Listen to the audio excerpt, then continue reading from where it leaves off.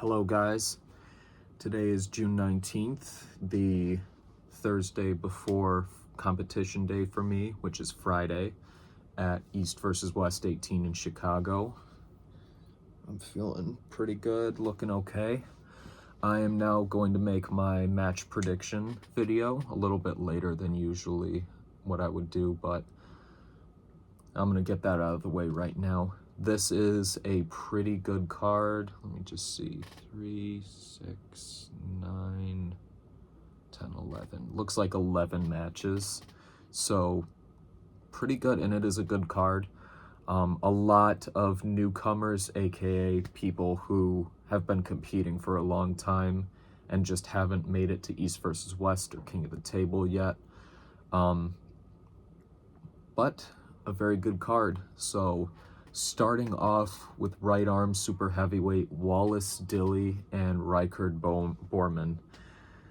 I didn't know about either one of these guys until this match was announced, and I decided to do my homework on him. Wallace Dilly looks really, really good. He's super tight. I rarely, in any of the footage I've observed of him, he rarely gets opened up. Very rarely.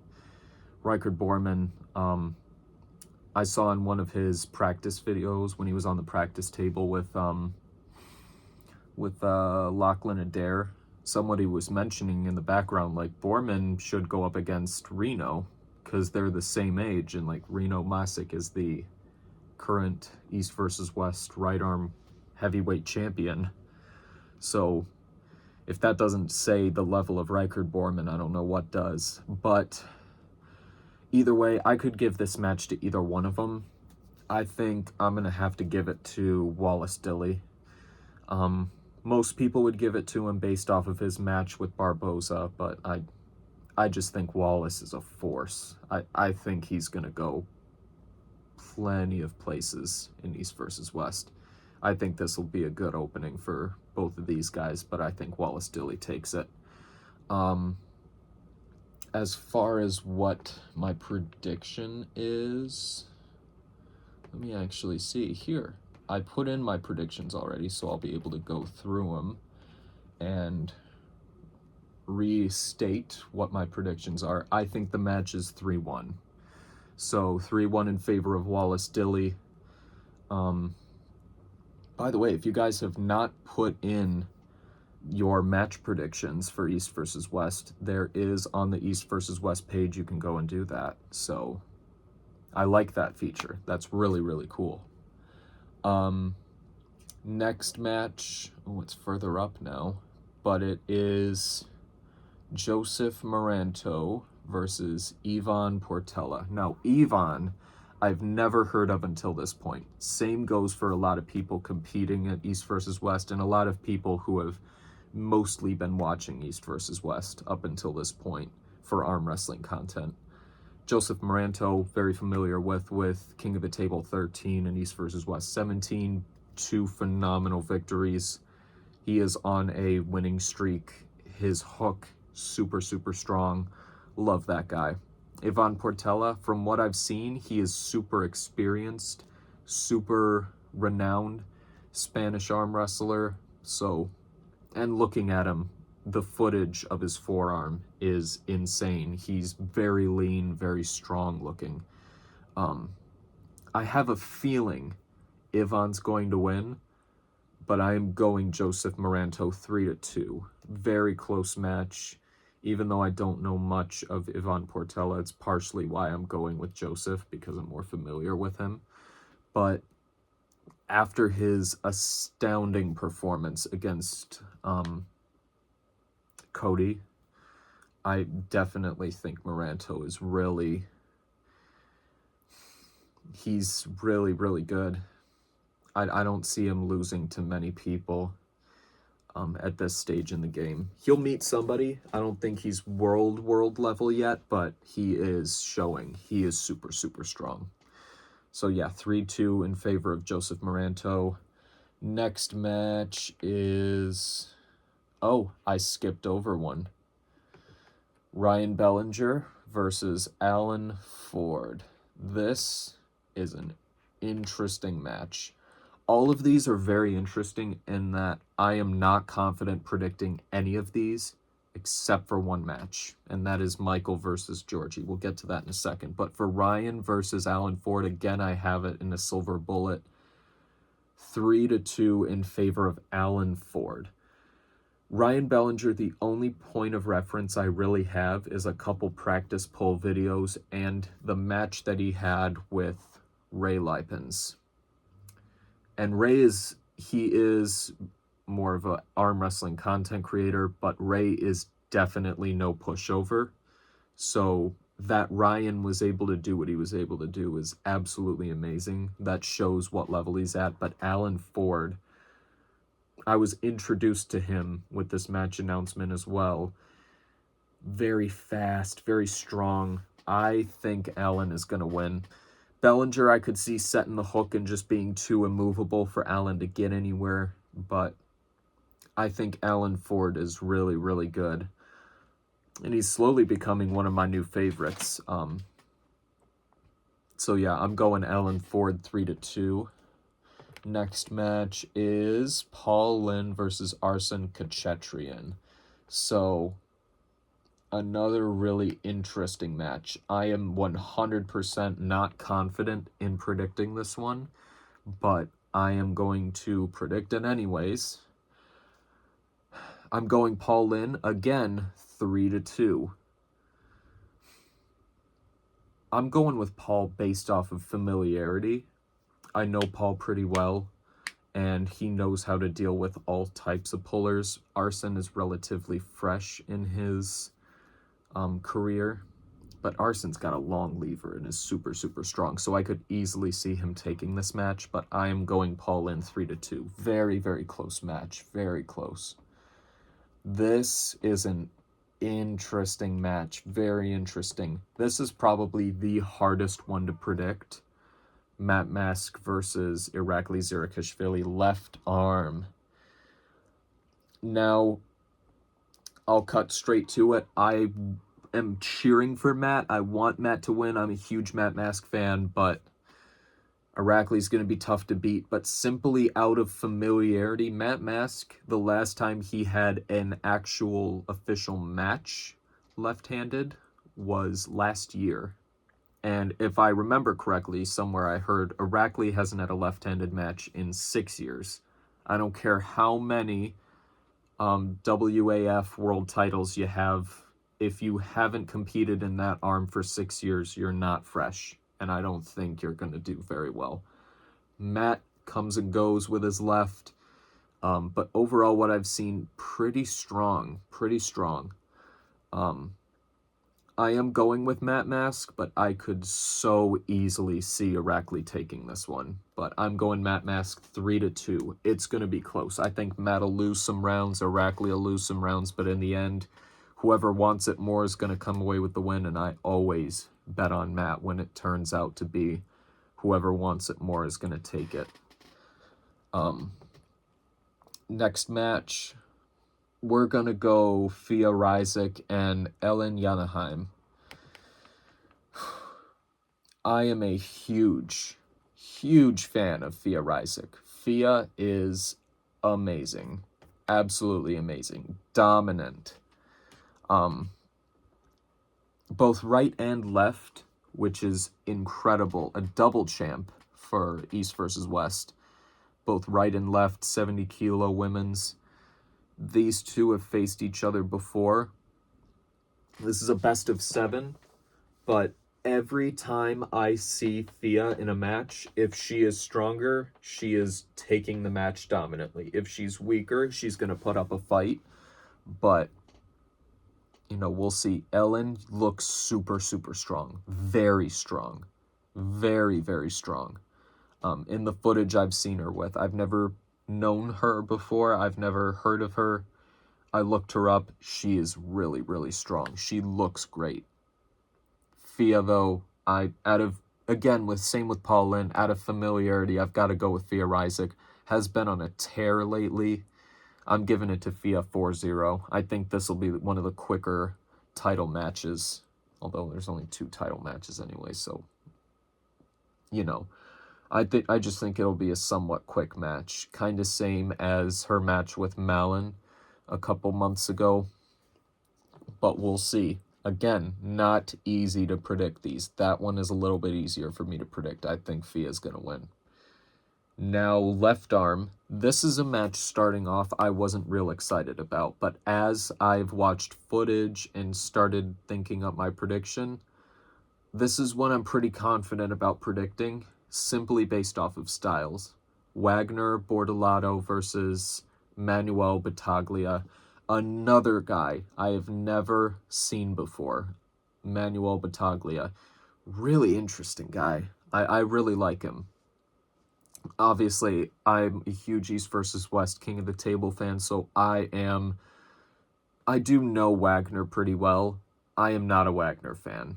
I don't like Wagner. The whole, "Why, I'm out of control. Let me break the $1,000 table in the middle of our match. Let me break the table we're using in the middle of the match because I'm out of control and insane." Like, and he did that when he and Farah Osmali slipped. They just slipped. They went up and Wagner just walks away, and then he walks back and just shakes the table and breaks it. Like, okay. And when he's just letting out his yells and smacking himself in the face, I can't take it seriously. I just can't.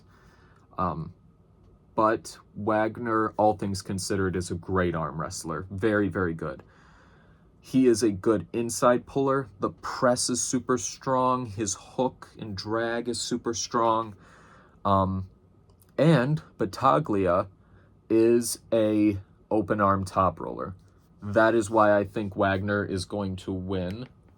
And I think he is going to win. Hold on, I have to see what I put down for my predictions.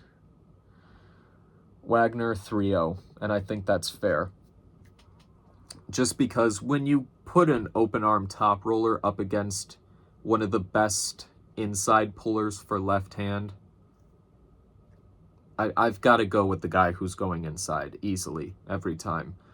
Because also, I've never seen a dominant performance from Battaglia. So, and I have seen dominant performances from Wagner. I'm going Wagner, 3-0. Now we're getting into the more main event matches. These I am super excited about. Let's go with Michael Todd versus Georgy Zarenov, right arm super heavyweight.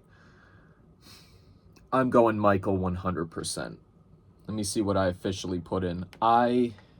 Whenever Michael competes, he's almost never dominant victory, you know? He always gives up around here or there, like his match with Gennady. I think he was a level above Gennady when they competed at East versus West 15, and still he gave up. He gave up that one round. I think it was round 2 when he just gave it up and he was smiling. Like, then there was the round that was an actual mistake. Zarenov is a guy I think Michael can actually flash pin with his press. Hermes and Vitali, there was no chance. You were just going to be able to push him off center, but that was about it. But here's the thing. It's not a mismatch, but it kind of is. You took the guy who... I wouldn't even put Georgie in 11. He might be 11th in the rankings. I put him at 12. I think Camille is better. Seeing the performance left arm, both of these guys have similar between both arms. I think Zarenov would lose right-handed against Camille. So I would put Georgie 12th, and I believe Michael when he says he can beat Jerry Catarat. I think that this is kind of a mismatch because you're putting the number 5 guy up against the number 12 guy. It's pretty far off. Georgie's on a losing streak. And yes, Michael's on a losing streak, and I am one of those people who doesn't understand why people just, oh, well, he lost to 2 people. He lost to Hermes and Vitali. Exactly. And look at everyone he beat beforehand. He was beating people dominantly all the way up to Gennady. And then, yeah, he lost to 2 of possibly the greatest arm wrestlers in the world right now. He's not at that level yet. He's looking like he'll get there. Just seeing that he has nonstop been grinding those lifts and is somehow PRing no matter what his prep is looking like.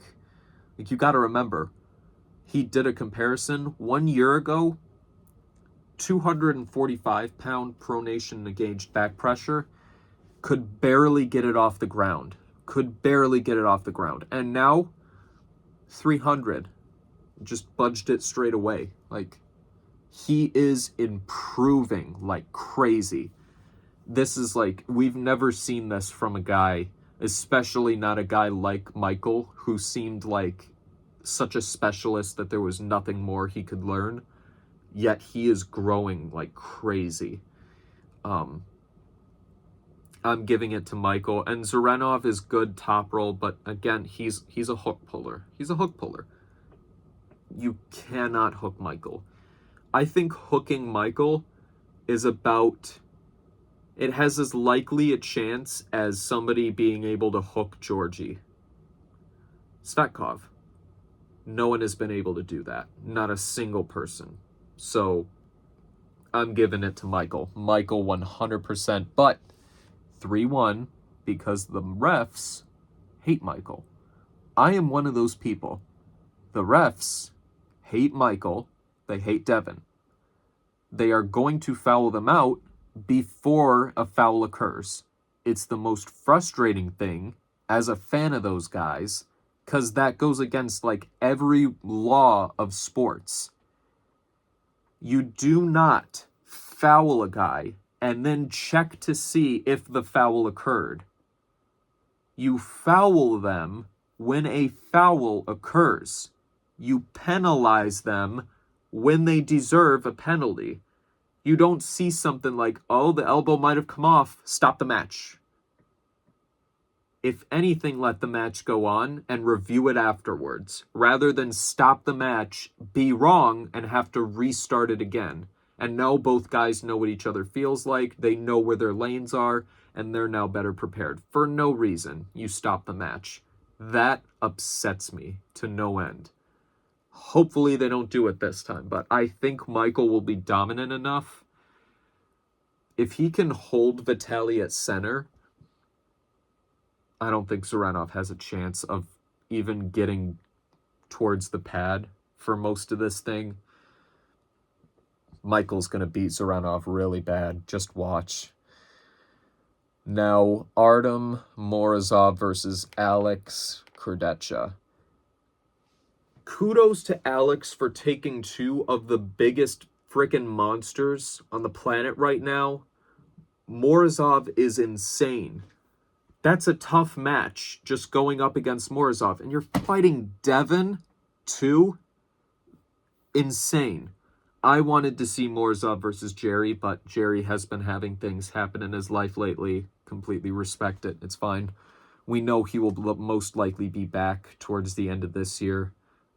Devin thinks against Vitaly. I don't know yet. I don't think so. Maybe if both are available and ready. Whatever. But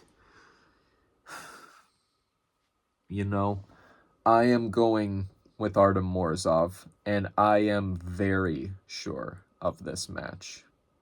Yeah, 3-0 for me.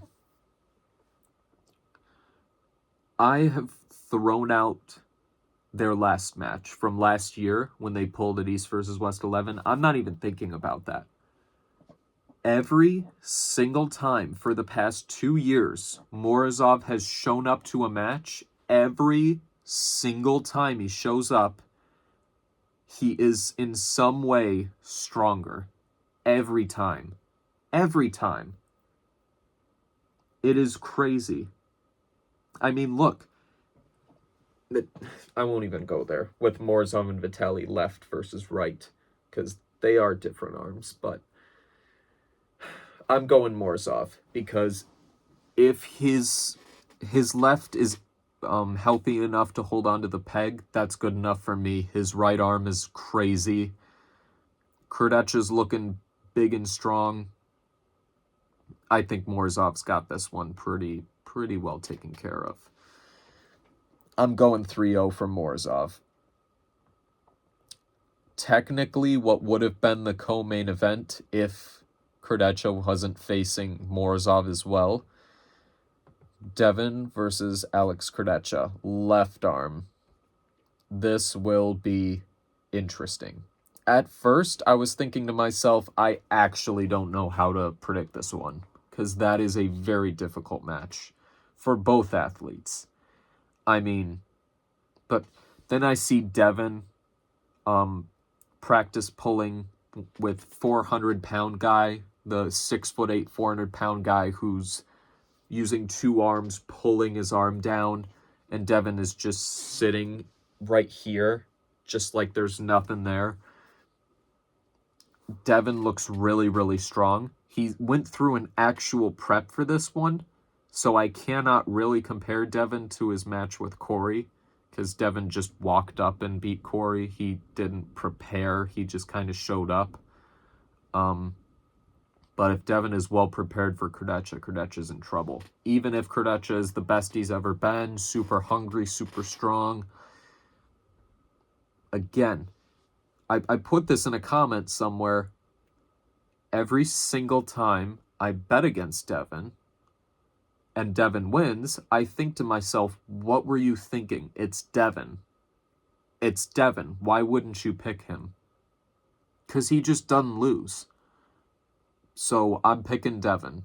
We'll see. And the whole thing with Kamil is hilarious, and I agree with Devin. I'll just say this real quick. I never really thought Kamil was stupid, but because of this, I think he is stupid. Because when you beat someone, Kamil beat Devin a year and a half ago. Every training video is him calling out Devin and saying, Devin, I'm coming for you. Watch this. And then he does a lift. Are you so stupid that you beat someone and then call them out like they're above you in some way? Like, that doesn't make any sense. And also something I really hate about Kamil, every workout video, he's training his wrist. Look how much I can pull down with my wrist in like hundreds of pounds on a cable machine. Look, I can cup and hold a 250-pound dumbbell. Oh, my wrist is so strong. You flop wrist press. You do this every match. There's no difference. You always go for the flop. Why are you training your wrist? We don't care about your wrist. We know it's going. It just upsets me. For those two things. One, you are calling out somebody who you beat a year ago, and you are doing nothing but posting videos about training your wrist. And when I commented on one and like, this is a stupid video, he responded like, yes, but I just do it for the likes. Okay, then I just don't care. Whatever. But the whole thing about Devin being ranked higher than Kamil now, I think it's going to set Kamil off, and that's going to be hilarious. 3-0 in favor of Devin. I think Devin's going to beat Krdacha. I could never bet against Devin, ever. But we'll see how it goes. And finally, the main event, Levan Saginishvili versus Hermes Gasparini for the right-hand super heavyweight world title. This has been a long time coming, and I think this match could not be hype enough, really. Just seeing that cool edit that was posted on East vs. West Arm Wrestling channel. Crazy. Awesome with the AI and stuff. Because this is like the most legendary match. You have the... Like, Levan has been unbeatable for like 6 or 7 years now.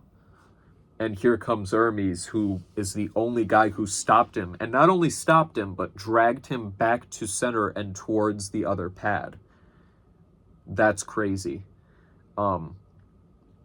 Hermes has gotten much stronger. This is something I want to point out about Hermes. And it comes from, there was a comment, I think it was from Concrete Elbow, about what lift do you think was more impressive? Hermes Gasparini doing 92 kilo back pressure for 6 reps in 2 sets, or Levon's 180 kilogram bicep curl.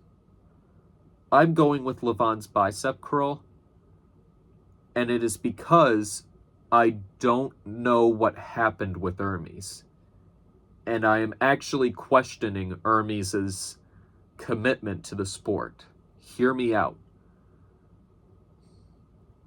Hermes had a match with Vitali beginning of last year. He had already tweaked his shoulder from Levon, carried it through his match with Devin and his match with Vitali.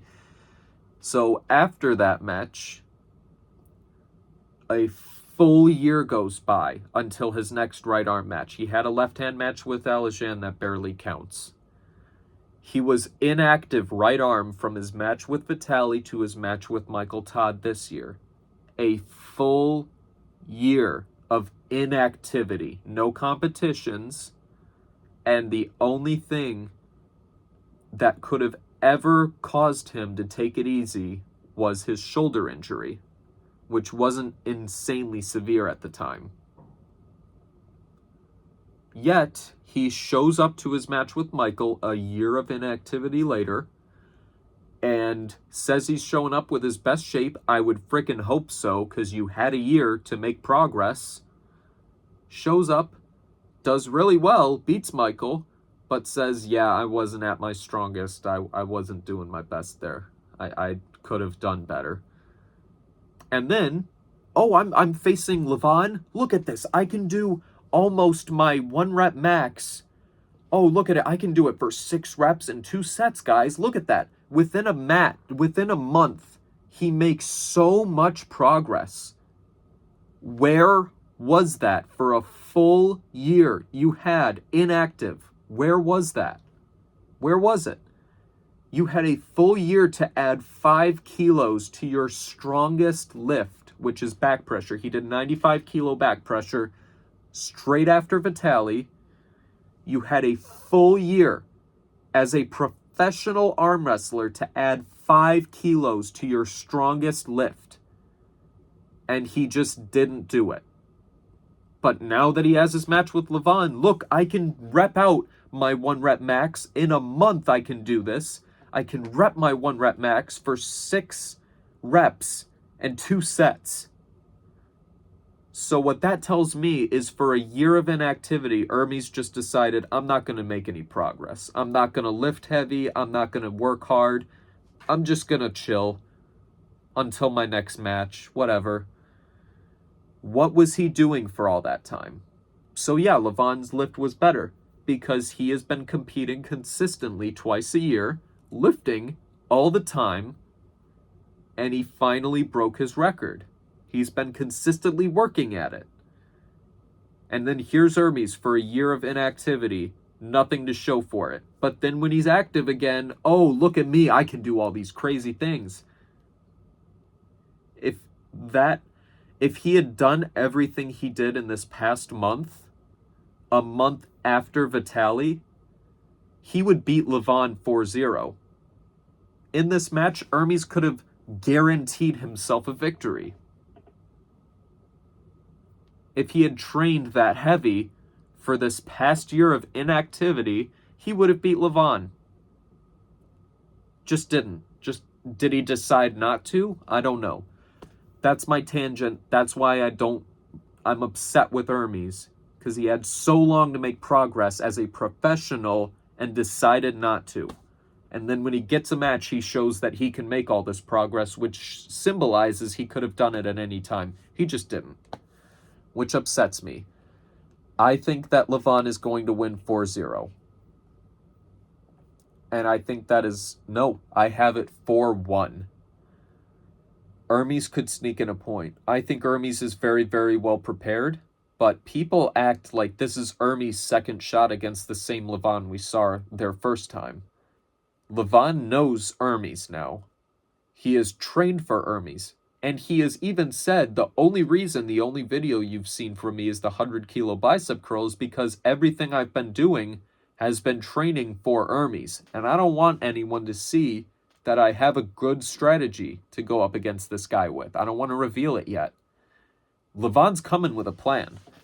I don't think Levon is a very technical puller because everyone is like, with Jerry, like, oh, he was just showing his excellent strategical prowess. Like, he grabbed low. He went from here to here. It's not hard. It's not hard at all to figure out. You just grab lower. That doesn't show anything about how strategic it is. It just shows that he's not following the exact same path every time. I don't know why everyone made a big deal about, oh, look how strategic Levon is. Like, he just grabbed lower. There's nothing special about that. He just decided to grab lower on Jerry's hand. But I think Hermes can sneak in a point. It'll be difficult, but Hermes looks super well prepared.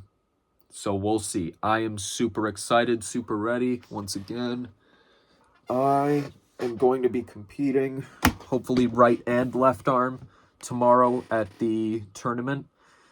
Everything seems in good shape. Everything seems in a good place. I don't think I'm 100% the best I could be because my bicep kind of hurt a bit last week, but I think I've done the correct preparation and I am ready to give it my all.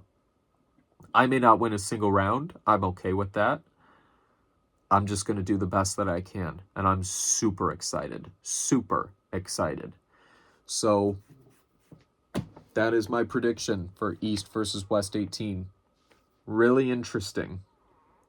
Really interesting card. A lot of not necessarily newcomers, but newcomers to East versus West. Very interesting. So thank you guys for watching. This will be a good experience going to Chicago.